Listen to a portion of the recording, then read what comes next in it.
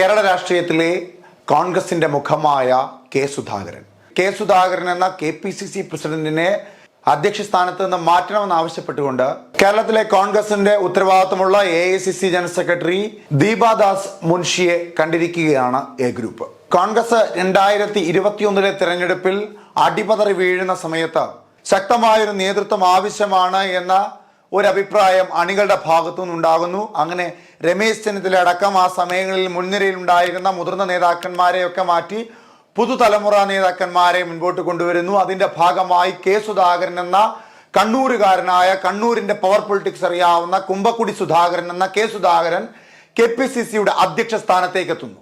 Boss സിംഹം എന്ന പേരിലൊക്കെ അദ്ദേഹത്തെ ഹൃദയത്തോട് ചേർത്ത് വെക്കുന്ന തരത്തിലുള്ള സ്റ്റാറ്റസുകളും മറ്റും കോൺഗ്രസിന്റെ പേജുകളിലും അണികളുടെ പേജുകളിലും ഒക്കെ നിറയുന്നു.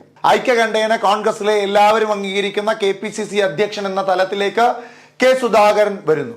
പക്ഷേ ആദ്യം മുതലേ അദ്ദേഹം ഒരു RSSകാരനാണ്, RSS അനുഭാവമുള്ള ആളാണ് എന്ന തരത്തിലേക്കൊക്കെ മാധ്യമങ്ങൾ കെ സുധാകരനെ ചിത്രീകരിച്ചിരുന്നു. അദ്ദേഹം RSS ശാഖകൾക്ക് സംരക്ഷണം നൽകിയിരുന്നു എന്ന അഭിപ്രായങ്ങളിലൊക്കെ വലിയ പ്രതിഷേധം കെ സുധാകരനെതിരെ മറ്റു പാർട്ടികളിൽ നിന്നും അല്ലെങ്കിൽ സ്വന്തം പാർട്ടികളിലെ ചില വ്യക്തികളിൽ നിന്നുമൊക്കെ ആ സമയങ്ങളിൽ ഉയർന്നിരുന്നു. പിന്നീട് കെ സുധാകരൻ ആദ്യ സമയങ്ങളിലൊക്കെ വലിയ പ്രതീക്ഷ നൽകി മുൻപോട്ട് പോയിരുന്നു. അദ്ദേഹത്തിന്റെ ശാരീരികപരമായ പല പ്രശ്നങ്ങൾ കാരണം നിലവിൽ അദ്ദേഹം ഈ മാറി നിൽക്കുന്ന സന്ദർഭത്തിലാണ് ബെന്നി ബെഹനാനും KC ജോസഫും അടങ്ങുന്ന എ ഗ്രൂപ്പിന്റെ നേതാക്കന്മാർ AICC ജനറൽ സെക്രട്ടറിയായി നിലവിൽ കേരളത്തിലെ കോൺഗ്രസിന്റെ നേതൃത്വം വഹിക്കുന്ന ദീപാദാസ് മുൻഷിയെ കണ്ട് കെ സുധാകരനെ മാറ്റണമെന്ന ആവശ്യം ഉന്നയിക്കുന്നത്. അതിൽ അവർ പറയുന്ന ആവശ്യങ്ങൾ ഇങ്ങനെയാണ്. ഒന്ന്, അദ്ദേഹത്തിന്റെ ശാരീരിക ബുദ്ധിമുട്ട് പരിഗണിച്ചുകൊണ്ട് അദ്ദേഹത്തിന് പകരം പുതിയൊരു KPCC അധ്യക്ഷനെ കൊണ്ടുവരണം. രണ്ടാമതായി പറയുന്നത് ഒരു രൂക്ഷ വിമർശനമാണ്.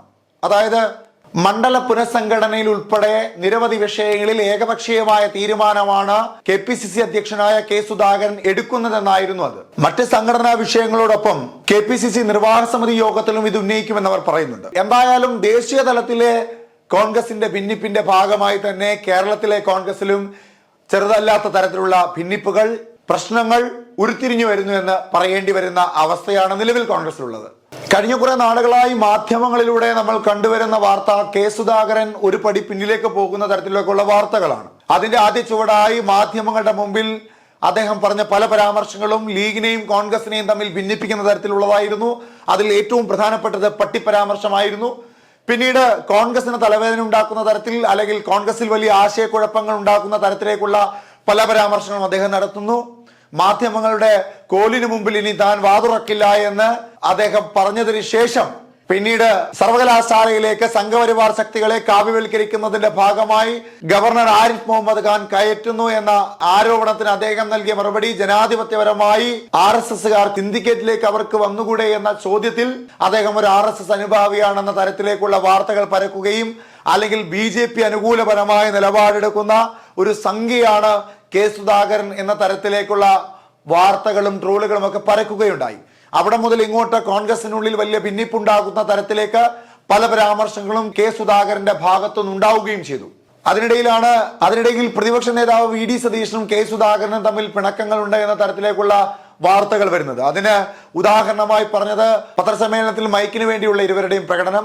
അങ്ങനെ മൊത്തത്തിൽ കോൺഗ്രസിന്റെ ഉള്ളിൽ കെ സുധാകരനെതിരെ ഒരു വലിയ പട രൂപീകരിക്കപ്പെടുന്നു എന്ന തരത്തിലേക്കുള്ള വാർത്തകളാണ്. അതിനെ അരക്കിട്ടുറപ്പിക്കുന്ന തരത്തിൽ അല്ലെങ്കിൽ അതിനെ അടിവരയിടുന്ന തരത്തിലേക്കുള്ള നിലപാടാണ് നിലവിൽ എ ഗ്രൂപ്പ് എടുത്തിരിക്കുന്നത്. അങ്ങനെ വരുമ്പോൾ എ ഗ്രൂപ്പ് കെ സുധാകരന് പകരമായി ഒരു KPCC അധ്യക്ഷനെ കളത്തിലിറക്കാൻ തയ്യാറെടുത്തിരിക്കണം. ആ KPCC അധ്യക്ഷൻ ആരായിരിക്കും എന്നതുള്ളത് വലിയൊരു ചോദ്യമായിരിക്കും.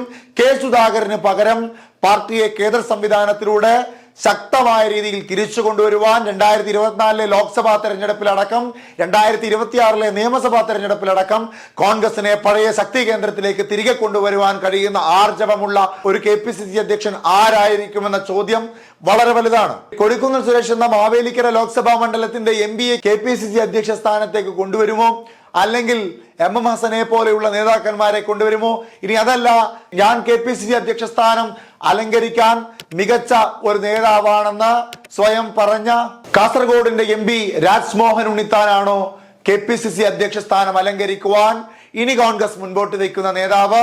കെ സുധാകരൻ എന്ന കണ്ണൂരിന്റെ പടവൃക്ഷം KPCC അധ്യക്ഷ സ്ഥാനത്ത് നിന്ന് തിരുവനന്തപുരത്തെ ഇന്ദിരാഭവനിൽ നിന്ന് സ്വന്തം KPCC അധ്യക്ഷ സ്ഥാനം വിട്ട് ഇറങ്ങേണ്ടി വരുമോ എന്ന് രാഷ്ട്രീയ കേരളത്തിലെ കോൺഗ്രസിന്റെ രാഷ്ട്രീയ കരുനീക്കങ്ങളിലെ പ്രധാനപ്പെട്ട ഒരു സംഭവ വികാസത്തിന് കേരള രാഷ്ട്രീയ ജനത ഉറ്റുനോക്കുകയാണ്.